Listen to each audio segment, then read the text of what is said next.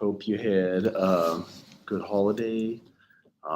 Happened to be my birthday, so I'm like 44 now, I guess, starting to show.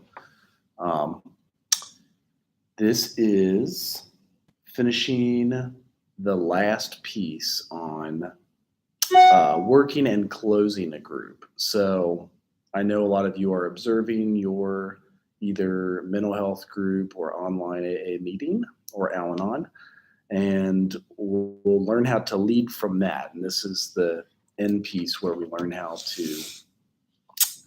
do the group stages of working and closing the group. So I'm going to start out with that here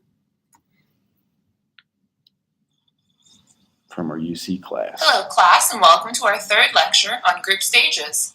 This final lecture in our series of 3 builds upon our first lecture on forming and the second lecture on storming and norming. This lecture will address the final 2 stages in group development, working and closing, as part of our group skills in substance abuse counseling course. As we look at the objectives for the week, I want to remind you to review the chapters for the week prior to viewing the lecture, as it is intended to supplement your reading. By the end of the week, you should be able to distinguish the characteristics of a working group from a non-working group, differentiate interventions that occur in the working stage from those that occur in other stages, and identify and describe the important factors in the process of terminating a group. The working stage is only possible once a group has successfully progressed through the forming, storming, and norming stages. And the working stage focuses on the achievement of individual and group goals and the movement of the group into a more unified and productive system. During this stage, members and leaders feel more freedom to try out new behaviors and strategies because the group has worked through the issues of power and control enough for the members to trust each other. In this working stage, peer relationships are characterized by a deep personal level of concern, and self-disclosure can occur more often and at a deeper level than before. The Johari Window, which is illustrated below and can be found on page 126 of your text, can be used to discuss how self-disclosure may operate in the working stage. As members begin to use self-disclosure, they experience the risk that comes with others finding out more about them, but also the comfort that comes with sharing information in a safe environment. This makes members more likely to self-disclose, which ultimately makes that lower left-hand quadrant smaller, as there are fewer hidden aspects about the member. The blind quadrant represents information that is unknown to the member, but is known to the other members in the group. This may be unconscious or nonverbal behaviors that group members observe and then share, or impressions that group members have which allow them to provide some kind of feedback in that group. Again, in a working group, this quadrant will get smaller as group members are able to provide feedback to each other. The bottom right quadrant describes the unknown, which contains material that is hidden from the self and also from others because of a lack of opportunity to explore it. A working group helps shrink this quadrant as well, as individuals begin to search for new aspects of themselves and feel safe to uncover and explore new behaviors and a new way of relating to others. Overall, members in a working group become more aware of themselves and grow through these discoveries and insights. Group leaders can facilitate this growth through strategies like rounds, where each member gets an opportunity to provide some prompt or address the group in some way. Through role play, where members assume an identity that is quite different from their own reality, and allows them to address patterns of behavior or consequences of those patterns in a new, different light. Or through homework assignments, where members work outside the group to try out new skills in real-life situations, and then report back to the group on the experience. Incorporation is a term that describes the process of developing an awareness and appreciation for the accomplishments of individual group members and the group as a whole, and helps members see the value of their experience.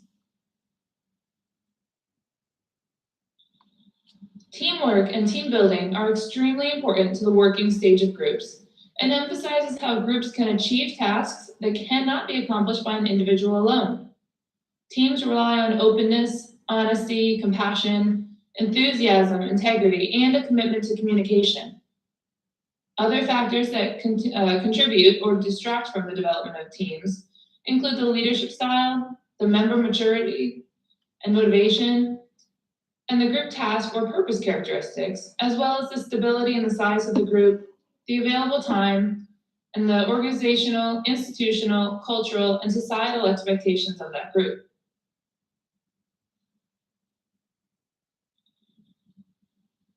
On page 133 of your text, you'll find a helpful comparison between working and non-working groups. I highlight these issues here as we discuss how to distinguish a working group from a non-working group, and consider next the strategies for assisting groups in the working stage. Working groups are characterized by high levels of trust, and when trust is not strong, members openly express this feeling, while non-working groups have members who withhold themselves and refuse to share feelings, marking the low levels of trust in the group. In working groups, the goals are clear and specific, while goals in non-working groups tend to be fuzzy, and members may have unclear personal goals or no goals at all. Members may feel excluded in non-working groups, but in working groups, the members have a sense of inclusion, and members who might feel excluded are invited to take a more active role. Working groups are also marked by their open communication, accurately expressing the here and now experience, while non-working groups tend to have a there and then focus, with members who are likely to storytell and resist dealing with reactions to one another. Leadership in working groups can be shared among members, with people initiating activities and suggesting certain areas to explore, while a non-working group tends to depend on the leader for all direction, and power conflicts may exist among members and between members and the leader. Working groups take more risk and experience more cohesion, with members identifying with each other due to high levels of closeness and support. Working groups are also able to acknowledge and deal with conflicts, while non-working groups tend to ignore, deny, or avoid any conflict that comes up in the group. Working groups are able to provide and accept feedback within the group, while non-working groups may give feedback without care or compassion, and feedback is often rejected defensively. In a non-working group, conflict is done in an attacking way to express hostility, while working groups use confrontation to challenge behavior with care, and where the confronter shares their reactions to the person being confronted rather than group members ganging up on one another. Working groups are able to share power and encourage diversity, while non-working groups tend to struggle for that power and use power to control others, valuing conformity rather than individual or cultural differences. Finally, working groups have norms that were developed cooperatively by the members and the leader, and which are clear and help members attain their goals. Non-working groups may have norms that were imposed by the leader and may not be clear. Clearly, both the leader and the members play important roles during the working stage, and when groups are not doing well in the working stage, there are many approaches to address the concern. Some of the strategies that your authors suggest are probably familiar, like where group leaders model complex behaviors to allow members to copy or imitate the behavior as a way of learning it. Leaders may model self-disclosure or caring confrontation as a way to help their members understand what the behavior looks like in action. Exercises can help direct and bring group members into the action by designing and implementing activities that promote interpersonal and intrapersonal learning for group members. These two strategies, along with group processing and teaching of skills, are where I would encourage you to focus your attention. Group processing capitalizes on the here and now experience of group members and allows the group to reflect on the meaning of their experiences to better understand their own thoughts, feelings, and actions, and then take time to generalize what's happened in the group to their life outside of the group. Group processing is considered a naturally occurring dynamic, but skilled leaders can facilitate this to promote growth in individuals in the group. The teaching of skills can also improve performance in the working stage by helping members feel more confident about their abilities and by improving those abilities. When the working stage draws to a close, goals have been worked on and achieved, and there has been significant learning and sharing of ideas and information. Members have likely experienced an emotional release or catharsis, and may have gained enough insight and awareness that they're able to cognitively restructure their lives, which is to say that they can actually think of and perceive themselves differently than at the beginning of the group. Feedback is an additional outcome of the working stage, with members exchanging specific and positive feedback, which is generally a higher quality of feedback than in the earlier stages of the group. Humor, which we talk about here as being the ability to laugh at oneself in a non-defensive manner, is another outcome of the working stage. As we move out of the working stage, we begin to think about the process of closing a group. This, however, should not be the first time that termination comes up in the life of a group.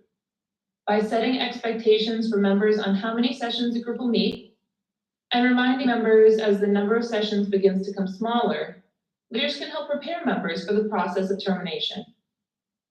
Successful group termination promotes change in individuals and sets the expectation for group members that a new experience is about to begin, one beyond the group experience. Boundaries, both physical and psychological, help members prepare for endings.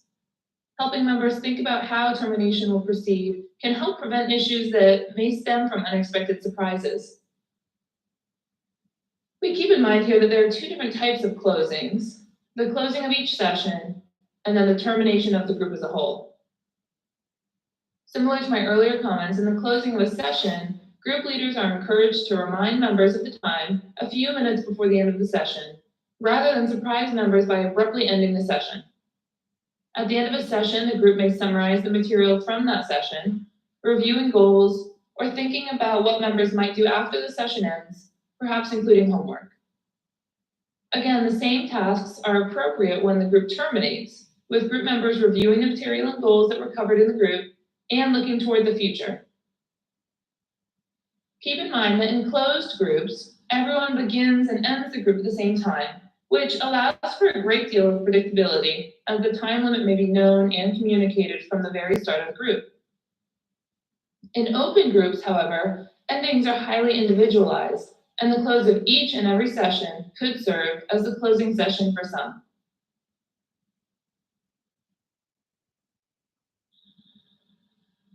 When it does come time to close a group, termination can be done in a variety of formats, but may include member summarization, leader summarization, rounds where members respond to prompts or have a designated time to share their own thoughts and reactions.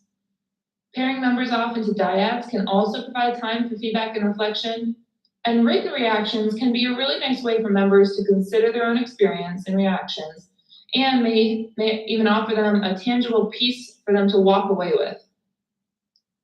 Rating sheets can be helpful for individual reflection, where members rate themselves, others, or the group leader on a number of dimensions like involvement, risk-taking, goals, emotional involvement, feedback, and productivity.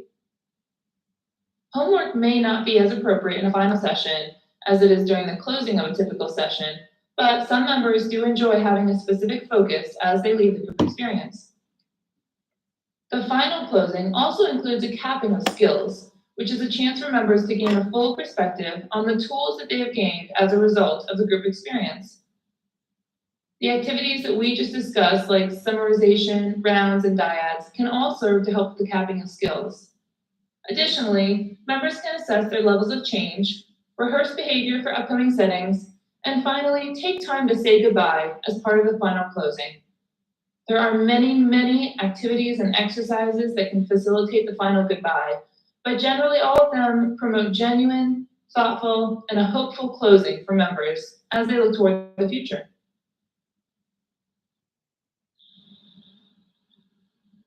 So hopefully at this point in the term, you've taken time to view the first two videos from Leading in the Here and Now. This is our third and final clip, and it runs about 50 minutes, bringing the group experience to a close. Please take time to view this video at some point during the week. These videos may be your best opportunity to observe a group move through the stages we've discussed over the course of the last few weeks. I encourage you to revisit the previous videos if you've not had time to watch them yet, attending to the various issues surrounding group dynamics, leadership, and member roles that we've addressed in the reading and lecture material. Take a look. To review, we now know that working groups and non-working groups differ in a number of important ways, including specifically trust, communication, cohesion, and power. Leaders can assist working groups through strategies including modeling, group exercises and processing, and through teaching skills. The closing stage requires planning and forewarning, and promotes reflection on growth and the new skills that members learn and develop as part of their experience in the group. This concludes our lecture on the working and closing stages in group development. Thanks for listening. All right, so when you guys begin to lead groups, some of that will come up, obviously. A lot of the groups we led at Lighthouse Youth Services was like either the trauma group or some of the addictions groups. And that is kind of the route you would want to go. I picked the girls' circle and sent that out in one of the first announcements because it was most helpful. It'll directly show you how to run a group, what materials you'll need, how to get through the group, and make it weeks 1 through 10. So you really just pick one of those weeks to lead. Most groups are around 12 weeks. And here is the Girls Circle Facilitator Manual. So you go into show all announcements. Like if you were looking for some material to lead with, this one is definitely helpful. I'll send it out again if you guys are having trouble finding it, but it will show you how to lead the group, how to get into the stuff that you're leading, and how to go through weeks 1 through 10. It's also good for your papers. So your second major assignment is leading the group. The third major assignment is basically writing that up. So a group proposal or even a grant proposal. And you can use this as citation. It's a large manual, but it kind of shows you what is Girls Circle, what you do to lead the Girls Circle, how you go through with the philosophy and rationale of the Girls Circle, and even some of the research on it. So this is why it's good in social work. It gets detailed on the research on it. And let me see if I can get to one of the original Girls Circle that we used from last summer. So either the summer or the fall. So here's the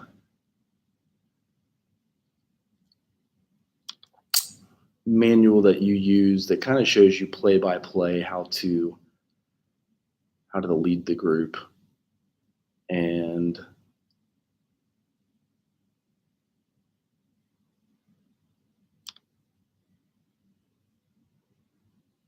you can use anything that you would like. If you've found a mental health group that you prefer to run, be it from a future practicum or something that you would like to use, that's fine. Okay, here is the announcements from groups in the fall. And oh yeah, making sure you guys get your free textbook. So that is the full-on textbook. If you're having trouble finding that, go ahead and send me an email. So leading in the here and now conflict summation. This is one of the slides that I wanted you to kind of pay special attention to, because it shows you how to lead the group and how to be present. Because as an intern, that's a lot of what they are going to ask you to do. And let's see if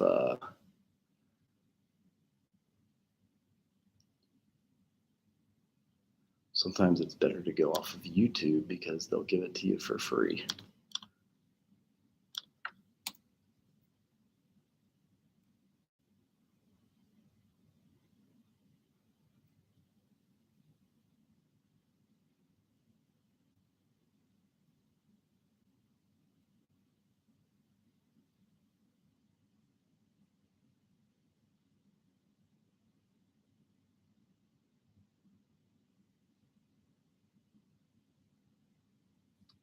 All right, so here is Yalom, one of the outpatient psychotherapy groups.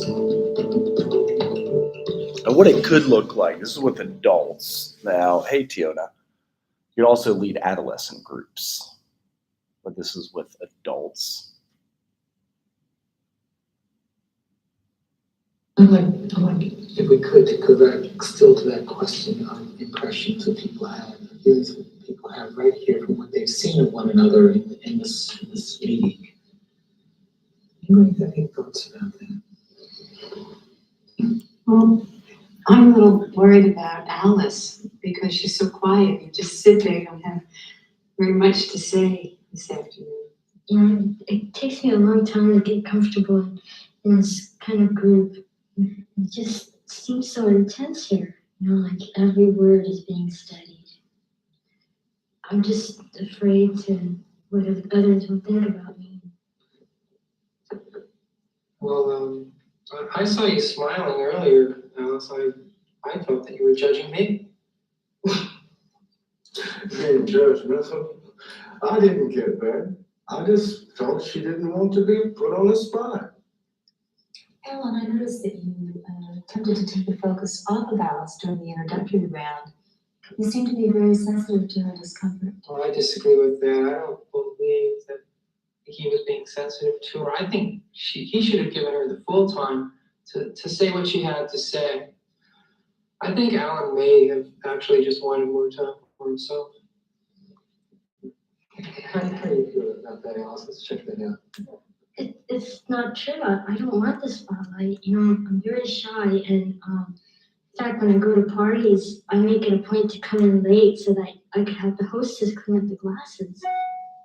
How was it for you to stay in group, Alice? No glasses to clean here. No, actually, I thought about bringing some coffee cake at the next meeting. And maybe some glasses. Say some more about your experience, though.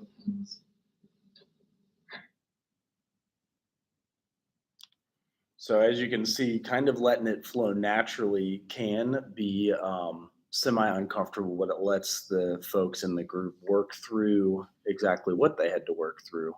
And the girls circle gives you a chance to do that. I'll send out the manual again right at the end of class for you guys to model for when you lead and fill your group.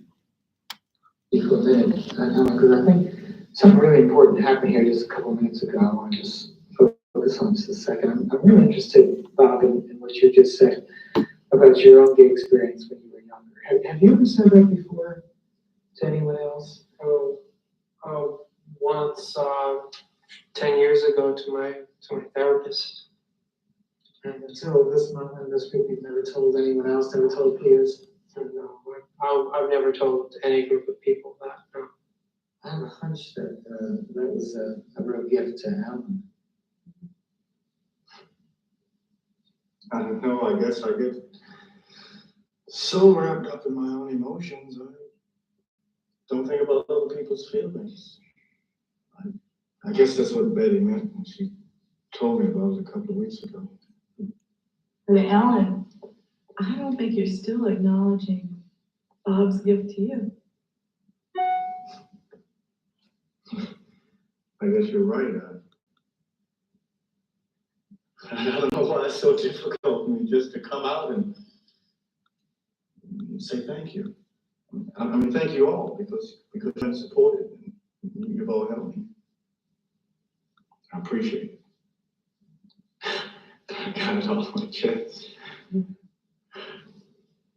glad you did it, Al. You feel finished, or there are other parts of this you want to work on today? Well,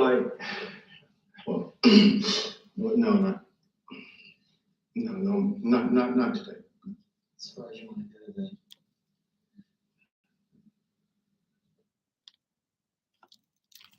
All right, so those are some of the adult group highlights.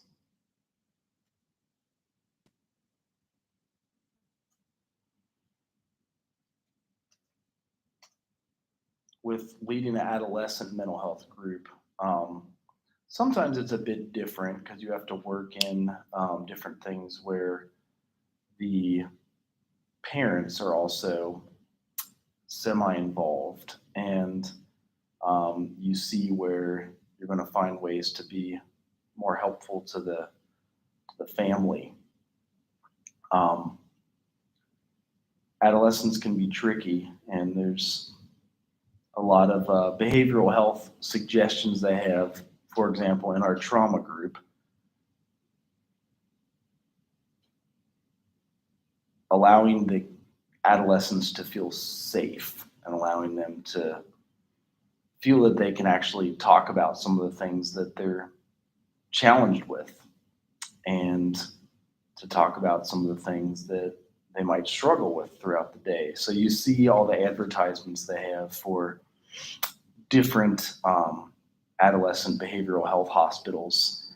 And there's quite a few. Ever since the pandemic, there's been a lot of stuff going on with kids and with teens. So I wanted to get into one of those if it lets me play. I don't know how our internet is today.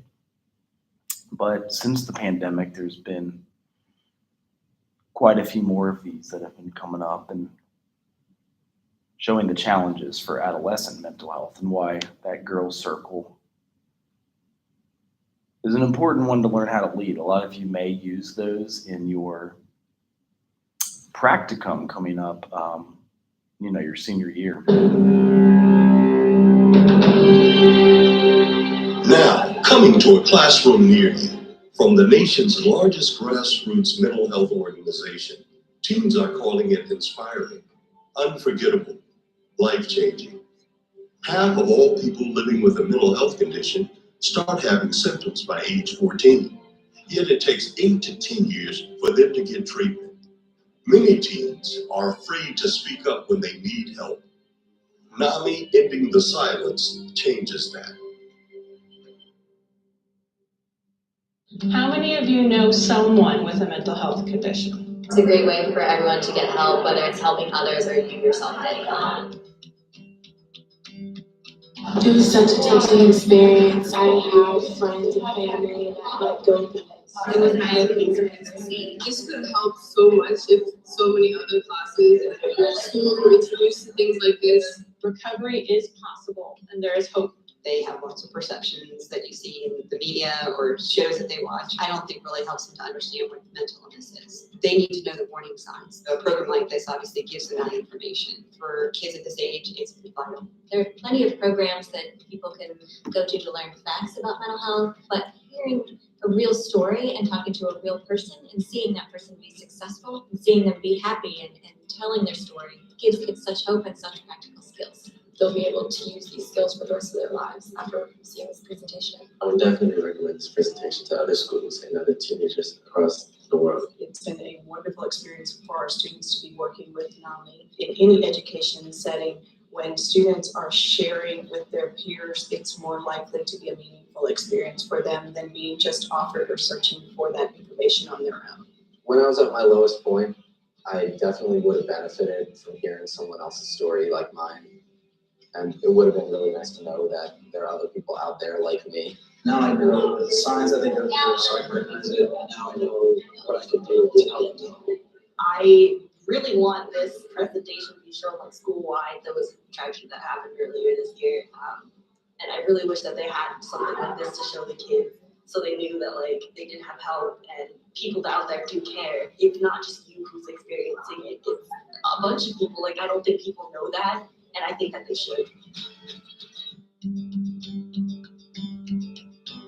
To learn more about how you can bring So NAMI is one of the big organizations,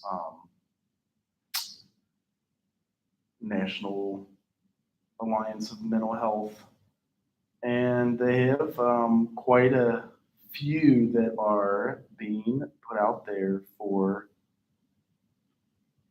adolescents.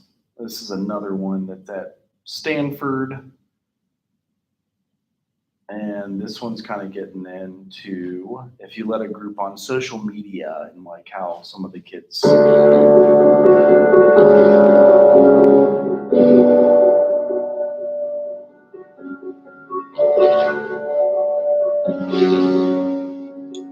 lot of times mental health isn't something that's taken really seriously because it's considered kind of an invisible wound that people have, but in reality, like it is a real wound, it is a real thing, it is a thing that needs to be talked about, and it's a thing that needs to be taken seriously. Depression for me is not going to look the same as it does for my other friends, or my panic attacks are not the same as they are for other people. So really just acknowledging the fact that everyone goes through it differently, and there's not one right way to be depressed or to have an anxiety attack or to be bipolar, have OCD. If someone has a broken leg, like you can tell that their leg is broken. There's physically something wrong with them. And the thing about mental health is that you can't see it and other people can't see it, so it makes it less real in other people's eyes who aren't going through it. The media needs to address it as an issue that is there and it's prevalent. A lot of the time I think it's talked about like it's something that only affects a very small amount of people. And that is something that only those who are really strongly experiencing a very small percentage of people actually need help.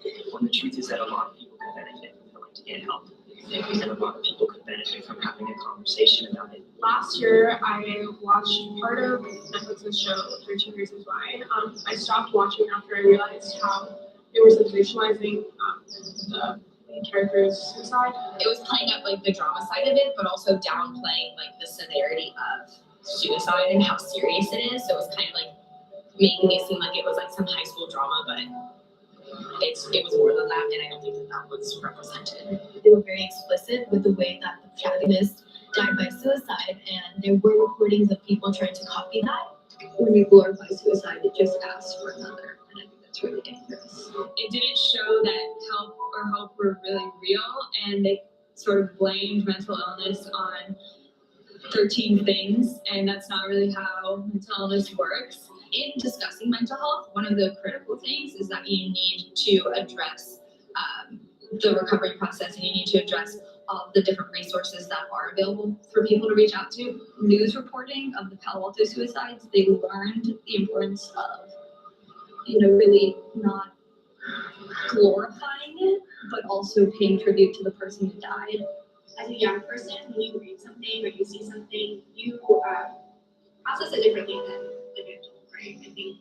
I think sometimes you need to personally, or it affects you in a different way, and you don't know how to react to it. So you're still like figuring yourself out. So when the media portrays people with mental illnesses in only one way, it's very difficult to feel like you can be anything but that. Just hearing someone else talk about experiencing something, it can be a confirmation that your own experience is real and that you're not alone. And that is really helpful to people. I think that the media needs to talk about mental health and suicide, but they also need to be aware and mindful of the way they're talking about it.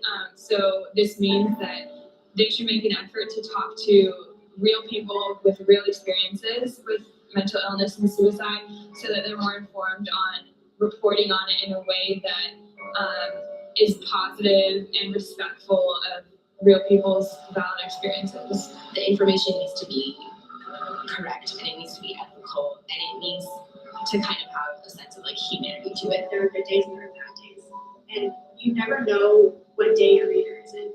Stop creating just a few narratives that are acceptable reasons to have mental health issues or to be depressed, or acceptable reasons to commit suicide, the media should try to be more empathetic towards people that have gone through such issues, just because it's really heartbreaking to kind of see something that you've been through, to be kind of like played up and taboo in the media. It's just really hurtful and offensive. If they just hear this one negative voice, and that's all they hear, that's the only thing that they can connect with, then obviously it's going to have a harmful effect. It's kind of up to media to decide whether or not they want to be there to make their own personal gain and profit, or they want to benefit people and be truthful. Know that it has an impact on kids, and to be cognizant of the responsibility you have in society. Because when the stigma isn't there, when people feel like they can talk about it without being judged, then you can actually make real progress.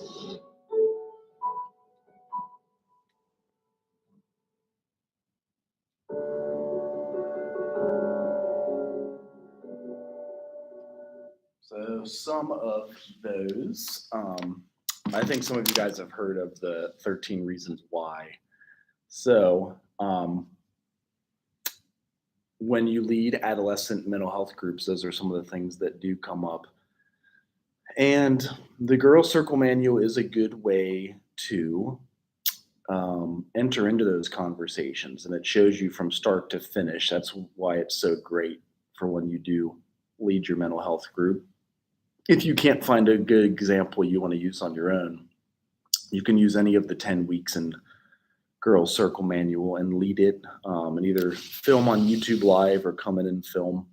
So are classes over next week? No, classes are going until July 15th. So next week we have the middle assignment that's leading the group, so leading a major mental health group.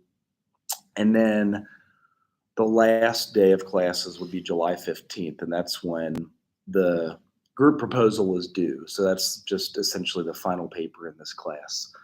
So again, if you have any questions about any of the assignments, feel free to come by email or check in with me. And yes, absolutely. See you guys on Thursday.